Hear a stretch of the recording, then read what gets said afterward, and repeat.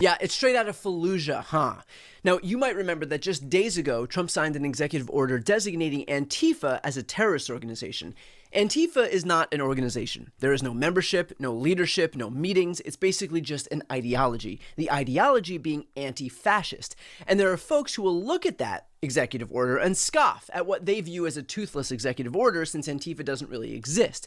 But that's the point. Trump purposefully chose this amorphous concept because it is amorphous. Because he can then claim that anybody is part of Antifa. That is the point of choosing something so vague. It is to be taken really, really seriously for the same reason, because it is so nebulous.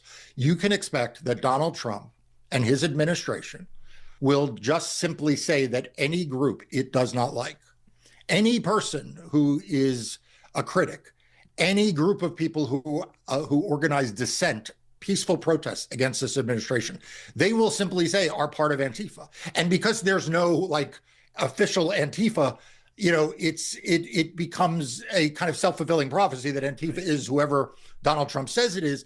And he is purporting to have the power, which he does not have, by the way, but he is purporting to have the power to designate them as domestic terrorists. And, just imagine the chilling effect it will have on civil rights organizations, on peaceful protesting organizations, on media organizations, on prominent critics of the administration.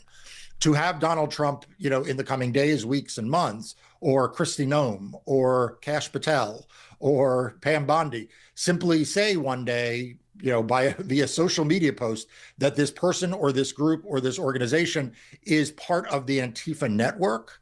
And what is that person or group to do? I mean, At that point, they have effectively been designated a terrorist without any due process.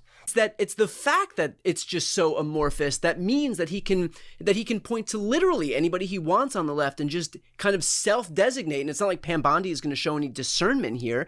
And at the end of the day, that is what Trump wants. He wants a catch-all excuse to be able to go after any and all of his political enemies. He'll sign vague executive orders that basically serve as a dragnet to encompass everyone on the left. He'll sue media outlets and companies that dare criticize him, like the New York Times, 60 Minutes, CBS, Simon & Schuster, ABC News. He'll threaten universities and law firms. He'll sick his FCC on comedians like Stephen Colbert and Jimmy Kimmel.